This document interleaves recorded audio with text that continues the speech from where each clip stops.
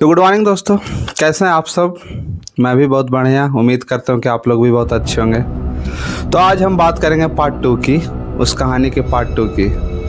तो दोस्तों, शादी वाला घर पूरा मातम का घर बन चुका था। सब लोग उदास थे, सब लोग डरे हुए थे, पर अमित कुछ समझ नहीं पा रहा था कि आखिर ये लोग डरे क्यों हैं। आखिर क्या उसने ऐसा बोल दिया। उसने तो बस रामेश्वर चाचा का इन्फॉर्मेशन ला के इन्हें दिया था, पर बस उनका नाम सुनते ही मानो पूरे घर को सांप सूख गया। तो अमित के बहुत पूछने पर उसके दोस्त ने बताया कि रामेश्वर चाचा गांव के एक व्यक्ति थे जिनकी मृत्यु 15 वर्ष पहले हो चुकी है। ये सुनकर अमित को मजाक सला के ऐसा कैसे हो सकता है, वो अभी उनसे मिल के आ रहे हैं, अभी उनका मैसेज जो इन लोग को दिया, ये लोग बोल रहे हैं कि 15 वर्ष पहले मृत्यु हो गया। और उसके दोस्त ने बताया कि ऐसा श्राप है उस जगह पर कि जिन जिन को आज तक रामेश्वर चाचा दिखाई दिए हैं उनकी मृत्यु 1 महीने के अंदर हो चुकी है। अब ये अमित को बिल्कुल मजाक सला कि क्या कौन सी बात कर रहा है, कि ऐसा कैसे हो सकता है कि रामेश्वर चाचा की मृत्यु 15 वर्ष पहले हो गया, जिनको भी वो देख लेंगे वो 15 वर्ष के अंदर मर जाएंगे। अमित मजाक समझा, पर बाकी पूरे गांव वाले तो सच्चाई जानते थे, क्योंकि उस चक्कर में गांव के कम से कम 5-6 लोग मर चुके थे। तो गांव में तो दहशत था ही, पर अमित इन चीज़ को लाइटली ले रहा था। फिर दोस्तों, रात होती है, सब सोने जाते हैं। सब लोग तो टेंशन में थे ही, पर शादी ब्याह का घर था, थके हारे भी थे, तो लोग सब सो जाते हैं। अमित भी सो जाता। अमित लगभग 12 बजे बाथरूम जाने के लिए उठता है। ये बाथरूम के लिए निकलता है। अमित जिस कमरे में सो रहा था, इसके बगल में उसका दोस्त भी सो रहा था, दोनों साथ ही एक कमरे में सो रहे थे। तो अमित बाथरूम करने के लिए टॉयलेट जाता है, टॉयलेट से निकलता है। जैसे ही दरवाज़ा खुलता है तो उसे रामेश्वर चाचा सामने ललटेन लिए दिखते हैं। अब दोस्तों, ये नज़ारा देखकर अमित हैरान हो गया। उसका मानो कि पूरा शरीर डर से कांप गया कि ये क्या हुआ। ये गांव वाले सच बोल रहे थे, कहा कुछ समझ ही नहीं पा रहा था। डर के मारे दोस्तों उसका हालत ख़राब हो गया था। फिर अमित दौड़ते हुए अपने कमरे में गया तो इसका दोस्त कमरे में था ही नहीं, और सामने से रामेश्वर चाचा बउआ बउआ करके आ रहे हैं कि कहाँ बउआ। उस वक्त उन्होंने बउआ करके उसे बोला था, और सामने से भी आ रहे हैं। अमित का मानो दोस्तों डर से हालत खराब। अमित को लगा कि अब क्या किया जाए, और चचा इसके कमरे के बीच अंदर आ रहे हैं। अमित बहुत ज़ोर से चिल्लाया। अमित चिल्ला के जैसे ही आंखें खोलता तो देखता है कि घर के चारों लोग, सभी लोग उसे घेरे हुए हैं। अमित उनके बीच में है, उसका दोस्त भी उसके बगल में है। उसका दोस्त ने पूछा कि क्या हुआ तेरे साथ। तो उसने बताया कि रामेश्वर चाचा ऐसे थे। तो बोला कि तुम शायद सपना देखा क्योंकि तुम मेरे साथ थे। अमित वो कि पता नहीं चला कि उसके साथ सपना हुआ था कि हकीकत हुआ था, पर उसे लगा शायद हो सकता है ये सपना हो। लेकिन अमित फिर भी डर गया दोस्तों, क्योंकि इतना भयानक सपना उसने अपने जीवन में आज तक नहीं देखा था। फिर दोस्तों, अगले दिन शादी थी, सब शादी की तैयारी में लगे थे।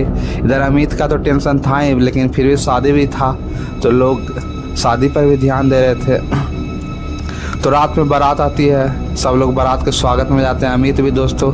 अमित का काम है दोस्तों, ये जो नाश्ता का पैकेट होता है जो बारातियों को बांटा जाता है, तो अमित सबको नाश्ता बांट रहा था। तो सबको नाश्ता बांटते अमित देखा कि एक बुजुर्ग व्यक्ति है जो कि थोड़ा दूरी पर खड़े हैं बारात से, मतलब बारात के साथ आ रहे थे पर पीछे हैं। तो अमित सोचा कि क्यों ना उनको जाकर नाश्ता दे दिया जाए, और उनका चेहरा अमित से अपोजिट साइड में था, दूसरी तरफ था। तो अमित उनके पास नाश्ता का पैकेट लेके जाता और उन्हें बोलता है कि नाश्ता लीजिए। दोस्तों, जैसे वो आदमी अमित की तरफ मुड़ता है ना, अमित का दोस्तों हालत खराब। अमित पूरा नाश्ता वहाँ से फेंक के भागता। सब लोग हैरान में क्या हुआ। अमित दौड़ते हुए अपने दोस्त के पास आता। दोस्त तो सब बहन की शादी से बिजी था, पर फिर भी अमित को ऐसा हाँफता हुआ देख पूछता है कि क्या हुआ अमित। वो बोलता है कि अभी उसने नाश्ता देने जा रहा था तो उसने रामेश्वर चाचा को देखा। अब उसका दोस्त डर गया, क्योंकि शराब का असर होने लगा था दोस्तों। क्योंकि यही नियम था दोस्तों कि जो भी रामेश्वर चाचा को एक बार देख लेता है, जो भी उनके एरिया में चला जाता है, उसके बाद 1 महीने के अंदर इसी प्रकार उसका रहस्यमय मौत हो जाता है। उसे बार बार हर जगह रामेश्वर चाचा डराते हैं, धमकाते हैं, और फिर 1 महीने के अंदर उसकी मृत्यु हो जाती है। अमित के साथ भी दोस्तों वही होना शुरू हो गया था। इससे भी अब रामेश्वर चाचा हर जगह दिख रहे थे। ये काफ़ी डर गया था। फिर भी अमित को इतना डरा हुआ देख के उसके दोस्त उसे पकड़ के ले गया, पूजा वाले रूम में लेकर आ गया और बोला कि तुम यहीं रहो, यहाँ रहोगे तो तुम सुरक्षित रहोगे, यहाँ पर कोई कुछ प्रेत आत्मा का बस नहीं चलता, और तुम यहीं पर रहो। तो दोस्तों, अमित रात भर उसी कमरे में रहा। डर के मारे कि वो निकला भी नहीं। उधर उसकी बहन की शादी हो रही थी। अमित का बहुत मन था शादी देखने का, क्योंकि वो इसीलिए आया था कि शादी इंजॉय कर सके। पर अमित भी लाचार था दोस्तों, क्या करता। वो रात भर उसी का पूजा वाले रूम में बिताया। रात हुई, शादी अच्छे से संपन्न हो गई, सब कुछ ख़त्म हो गया। फिर पूरे घर वालों का फोकस आ गया अमित पर कि इसे कैसे भी बचाना है। लोग समझ नहीं पा रहे थे कि क्या करें। तब दोस्तों उनके गांव से लगभग 5-6 गांव दूर एक बाबा रहते थे। बाबा का आश्रम था। वो यही सब का काम करते थे, झाड़ फूक का, प्रेतात्माओं का करते थे। तो अमित को उनके पास ले गया। बाबा ने उन्हें देखा। बाबा ने पूछा कि क्या क्या घटना हुई। अमित सारी घटना बताया कि उसका फ़ोन का नेटवर्क नहीं आ रहा था, इसी कारण वहाँ पर चला गया और उन्हें परमेश्वर चाचा को देखा। उसके बाद वो बाबा अमित को देखते हैं और कहते हैं कि तुमने बहुत बड़ी गलती कर दी। वो बाबा अमित को परमेश्वर चचा की कहानी बताते। वो कहते हैं कि परमेश्वर चचा आज से 15-20 वर्ष पहले उस गांव के सबसे धनी व्यक्ति थे।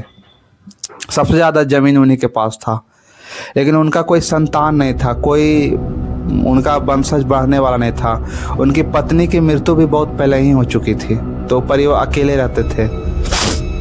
तो दोस्तों गांव के बहुत से लोगों की इच्छा थी कि क्यों ना इनका ज़मीन हड़प लिया जाए, पर परमेश्वर चचा की इच्छा थी कि जो भी उनका धन संपत्ति है इसमें उसका स्कूल खुलवा देंगे, सरकारी स्कूल, जिससे कि गांव के बच्चों की बेहतर पढ़ाई हो सके। पर गांव के कुछ लोग चाहते नहीं थे। वो चाहते थे कि इनका ज़मीन हड़प ले।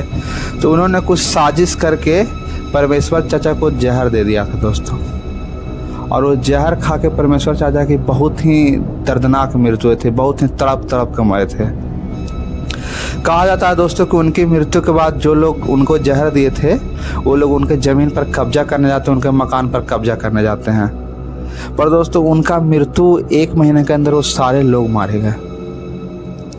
लोग कहते हैं कि परमेश्वर चाचा मरने के बाद भी अपना ज़मीन और अपना घर नहीं छोड़ पाए। उनकी आत्मा वहीं पर उनका रक्षा करती है। और जो कोई भी उनके इलाके में चला जाता था तो परमेश्वर चाचा को यही उसके बारे में लगता था कि ये मेरा ज़मीन हड़पने आया है, और वो उसको मार देते थे, उससे बदला लेते थे। तो अमित के केस में भी यही हुआ दोस्तों। परमेश्वर चाचा को लग रहा था कि ये भी मेरा ज़मीन हड़पने आया है, इसी कारण वो अमित से गुस्सा थे, इसे मारने की साजिश कर रहे थे। तो वो तांत्रिक बाबा ने बताया कि अमित बच तो जाएगा, लेकिन बहुत कठिन प्रक्रिया है। तुम्हें एक बहुत भारी अनुष्ठान में बैठना होगा और उसके बाद जाके परमेश्वर चाचा से क्षमा मांगने होगी उन्हीं के ज़मीन पर। अमित भी तैयार हो गया, बेचारा क्या करता, मृत्यु से तो बढ़िया था कि कष्ट झेले। तो दोस्तों एक अनुष्ठान होता है, अनुष्ठान में अमित बैठता है, पूजा अर्चना होती है। उसके बाद दोस्तों अमित को अकेले वही परमेश्वर चाचा के ज़मीन के पास भेजा जाता है। तो दोस्तों अमित को अकेले परमेश्वर चाचा के ज़मीन पर भेजा जाता है, जहाँ कि उनसे माफ़ी मांगे। अमित भी वैसा ही करता दोस्तों। अनुष्ठान खत्म होने के बाद ये परमेश्वर चाचा के ज़मीन के पास जाता है और इसे परमेश्वर चाचा सामने दिख भी रहते हैं। वही हुलिया लेंटिल लेके खड़े रहते हैं और गांव का कोई लोग उसके साथ नहीं जाता। वो उनके ज़मीन पर जाके उनके पैर पकड़ कर दूरी से माफ़ी मांगता है और फिर वहाँ से लौट जाता है दोस्तों। इसके बाद फिर अमित को दोस्तों परमेश्वर चाचा कभी नहीं दिखे। तो दोस्तों ये थी अमित की कहानी। कैसे लगी आपको मुझे ज़रूर बताइएगा। अच्छी लगी हो तो लाइक कीजिएगा, कमेंट कीजिएगा, चैनल को सब्सक्राइब करके जाएगा। अपने दोस्तों के साथ शेयर भी करिएगा दोस्तों। ऐसे ही आपको इंटरेस्टिंग कहानियाँ मैं सुनाता रहूँगा। तब तक के लिए धन्यवाद।